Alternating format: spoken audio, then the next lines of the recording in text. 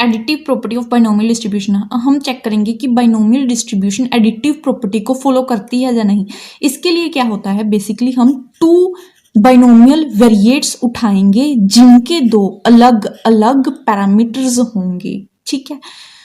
To वेरिएट्स उठाएंगे, अब हम चेक करेंगे कि क्या दो बाइनोमियल वेरिएट्स को सम करने के बाद जो हमारा वेरिएट बनेगा वो भी हमारा बाइनोमियल वेरिएट ही होगा। हमें जस्ट ये बात चेक करनी है।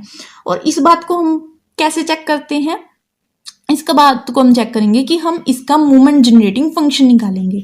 अगर इसका मोमेंट जनरेटिंग फंक्शन उसी फॉर्म में निकलता है जिस फॉर्म में एक्स एंड वाई का मोमेंट जनरेटिंग फंक्शन होता है, तब हम बोलेंगे कि यस ये फॉलो करता है बाइनोमियल डिस्ट्रीब्यूशन को एक्स प्लस वाई, ठीक है। सो स्टार्ट करते हैं। पहले तो हमने बाइनोमियल वेरिएट्स ले लिए एक्स वाई जिनके दो अलग अलग पैरामीटर्स हैं। ये बाइनोमियल डिस्ट्रीब्यूशन को बिलोंग कर रहा है with parameters n1 and p1। इसके पैरामीटर हैं n2 एंड p2, ठीक है।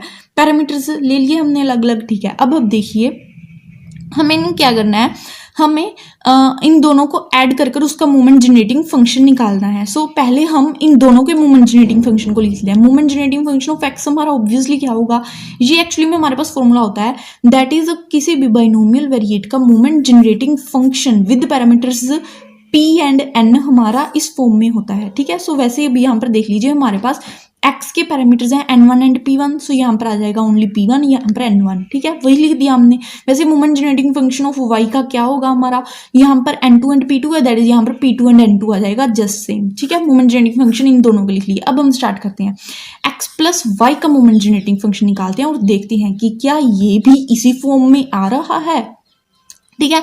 सो ओके, अब देखिए ओके, ये हमारी एक प्रॉपर्टी होती है, दैट इज अगर हमारी ये दोनों बाइनोमियल वेरिएट्स हमारे ये इंडिपेंडेंट हैं तो moment generating function of sum of this two independent binomial variates is just equal to product of the moment generating function of each binomial variate, ठीक है।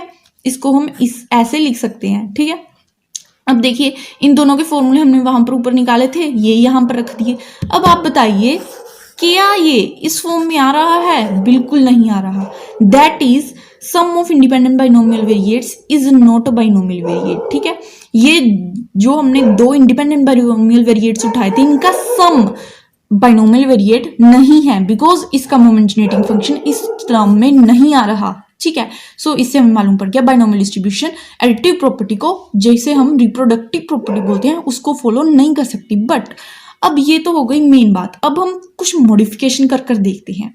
हम p1 एंड p2 को सेम मानकर चलते हैं कि ये दोनों p के ही इक्वल है। देखिए मानकर चलिए, फिर देखते हैं।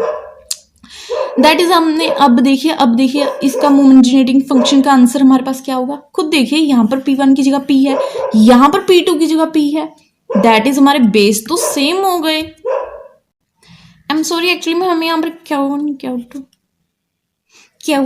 लिखा है ना, हमने इसके बारे में तो बताया ही नहीं कि अगर हम P1 और P2 को P मानकर चल रहे हैं, आप खुद देखिए हमारा P किसके इक्वल होता है, 1 माइनस Q के, ठीक है।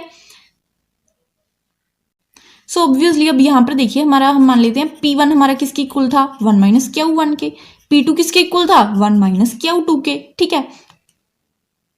अब P1 और P2 को तो हमने सेम मान लिया, दैट इज ये दोनों हमारे P हैं।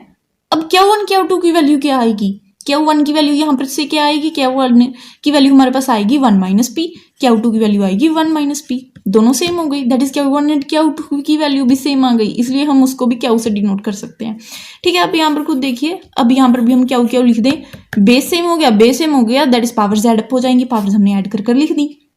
अब देखिए क्या ये इस फॉर्म में है, ऑफ कोर्स इस फॉर्म में है, बेस बिल्कुल सेम है और पावर n में हमारे पास n1 प्लस n2 है। दैट्स वाई अब हमें मालूम पड़ गया कि ये इस टर्म में है। इसका मतलब ये है कि sum of the independent binomial variates also belongs to binomial distribution with parameters n1 plus n2 and p, ठीक है। अब इससे हमें मालूम पड़ गया that is binomial distribution possess the additive और रिप्रोडक्टिव प्रॉपर्टी ओनली इफ हमारा अगर P1 P2 के इक्वल आएगा।